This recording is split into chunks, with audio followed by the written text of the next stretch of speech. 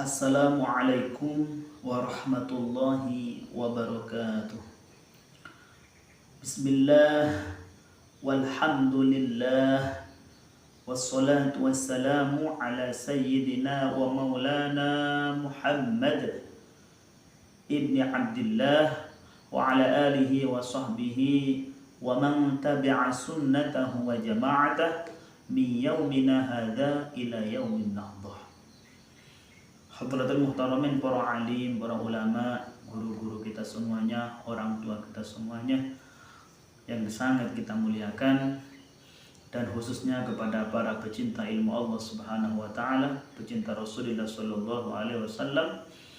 Dan kali ini kita akan membahas tentang hal-hal yang membatalkan sholat, yang dikutip dari kitab Fathul Qoribul Mujib lil Imam Muhammad bin Qasim Al-Ghazi dan kitab Safinatun Najah lil Alamit Syekh Salim bin Sunair Al-Hadrami. Yang ini saringan daripada madhab Imam Syafi'i yang mengutip dari dan mengolah hadis-hadis sunnah-sunnah Rasulullah Sallallahu Alaihi Wasallam. Hal-hal yang membatalkan sholat berbeda, banyak sekali ulama berbeda pendapat tentang masalah jumlahnya. Akan tapi kita sekarang memilih yang 11 yang membatalkan sholat. Yang pertama adalah berhadas, ya. Kalau kita sholat dan berhadas, hadas misalkan hadas kecil, ketika sholat Allahu Akbar atau pas ruku keluar angin, nah, maka itu batal sholatnya. Atau keluar air kencing walaupun sedikit, batal sholat. Yang pertama adalah hadas. Yang kedua adalah kena najis. Misalkan pakaian kita ketika sholat Allahu Akbar, ada kotoran cicak lalu sini. Tapi kalau kita langsung menghilangkannya, cicak gini langsung di gini, maka tidak batal. Atau sekarang ayam, ayamnya pas flu bawah nih, mencret, pas ini, atau pas ini, gak bisa dihilangkan itu, batal ya. Jadi kena hadas batal, kena najis juga batal. Terus yang ketiga yang membatalkan sholat adalah auratnya terbuka. Kalau laki-laki auratnya dari pusar sampai lutut. Kalau perempuan seluruh badannya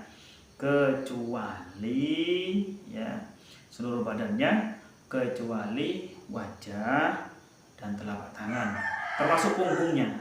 Ini bukan aurat. Jadi soalnya begini saja cukup. Tapi jangan sampai begini, karena ada bagian yang bukan punggung yang kelihatan. Jadi harus lebih dikit, ya.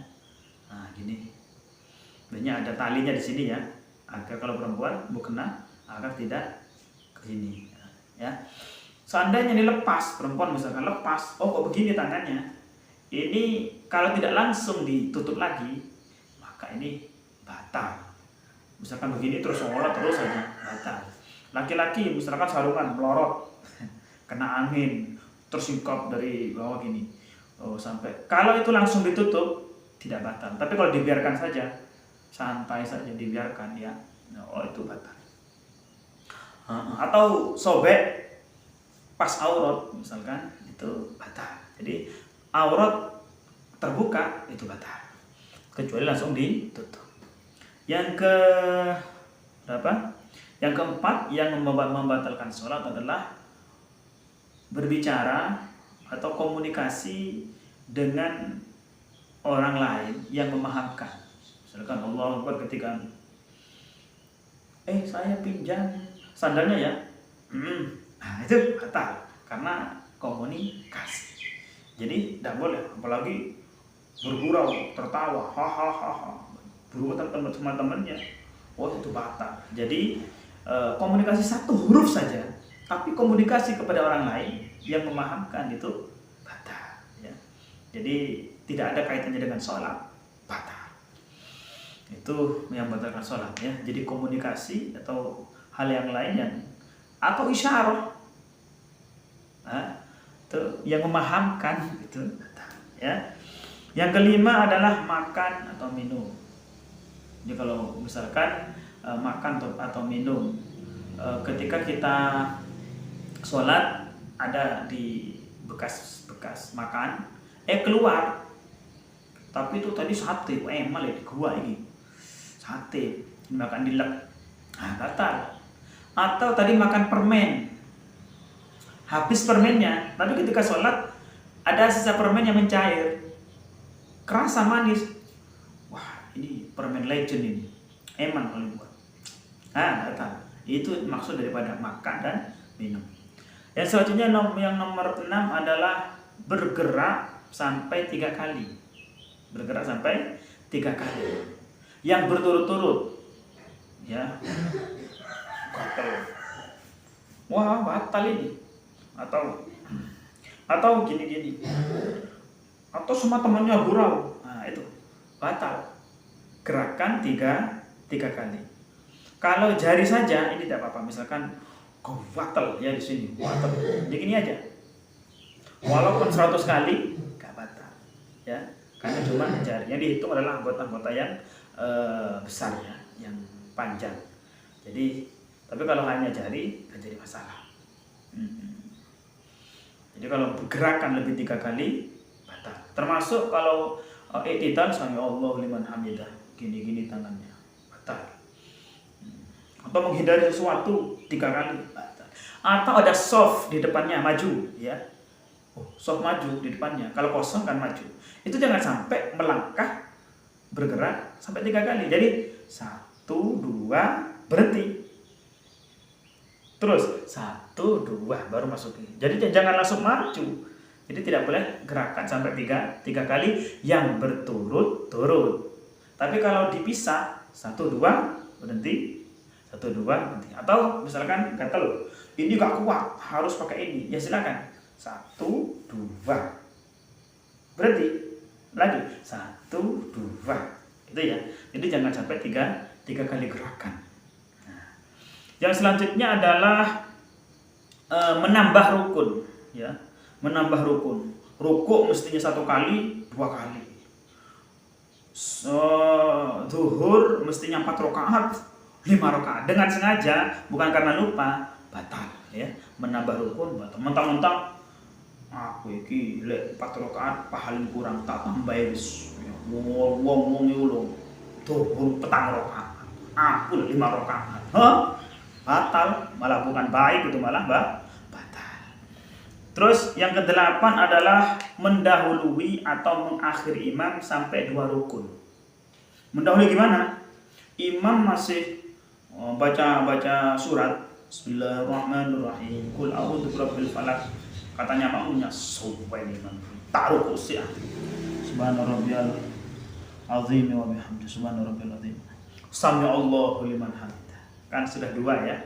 Kan 2 rukun. Kalau sudah melebihi 2 rukun ya. Kalau 2 sami Allahu liman hamidah. Imam masih baca, masih berdiri. Setelah i'tidal sami Allahu liman hamidah. Kok sujud? Berarti kan sudah lebih dari 2. Itu batal langsung. Itu namanya mendahului imam. Lebih dari 2 rukun batal. Atau mengakhiri imam batal juga. Allahu Akbar. Imam rukuk. Terus males sih, santai sih. Sampai imam i'tidal. Santai aku sih. Enak ngadeg ya. Imam rukuk. Udah ikut batal. Ya, karena sudah ketinggalan 2 rukun, batal dari imam. Jadi mendahului 2 rukun, lebih dari 2 rukun. Batal. Ketinggalan sengaja lebih 2 rukun batal ya. Yes. Yang selanjutnya adalah menggantungkan niat batal. Menggantungkannya itu begini. Engko bapak kulit teko tak batal salat iki. Loh, menggantungkan saya kalau hujan misalkan ada jemuran. Waduh iki mendung iki. Tak salat sih. Tapi engko ya apa lek udan iki. Tapi ketika sholat Allahu Akbar di dalam sholat mengatakan engko lek udan langsung tak batalno. Lah, gitu tuh batal wis walaupun belum hujan. Itu namanya menggantungkan. Jadi engko lek Gojek teko ya, lek Gojek teko tak batalno, tak ngambil sih. Lah, belum Gojek datang sudah batal itu. Menggantungkan gitu aja sudah batal ya. Terus yang 10 adalah niat batal. Allahu Akbar pas rukuk. Batal wis. Walaupun belum bergerak, hatinya tak batal. Burung wis. Oh sudah batal karena sudah niat batal. Yang selanjutnya yang terakhir adalah ragu-ragu. Batalno ora yo. Ora wis, batalno wis. Oh batal sudah ya. Batal sudah ya. Batal. Jadi itu adalah hal-hal yang membatalkan sholat yang perlu diperhatikan karena barang siapa, kata Imam Syafi'i, barang siapa yang tidak tahu sesuatu maka dia akan terjerumus ke dalamnya. Maka sama seperti juga kalau kita tidak tahu batalnya sholat, maka kita akan melakukan itu ketika sholat. Alhamdulillah, kita tidak tahu kalau itu batal, padahal batal, membatalkan sholat. Maka dengan kita mengetahui batal-batalnya sholat, mudah-mudahan kita semuanya sholatnya sah ya, secara syariat dan diterima oleh Allah Subhanahu wa taala. Amin amin ya rabbal alamin. Sekian dari saya yang merupakan sanad keilmuan dari guru-guru saya sampai ke Imam Syafi'i sampai Rasulullah sallallahu alaihi wasallam. Dari saya, wallahul muwaffiq ila aqwamit thoriq. Assalamualaikum warahmatullahi wabarakatuh.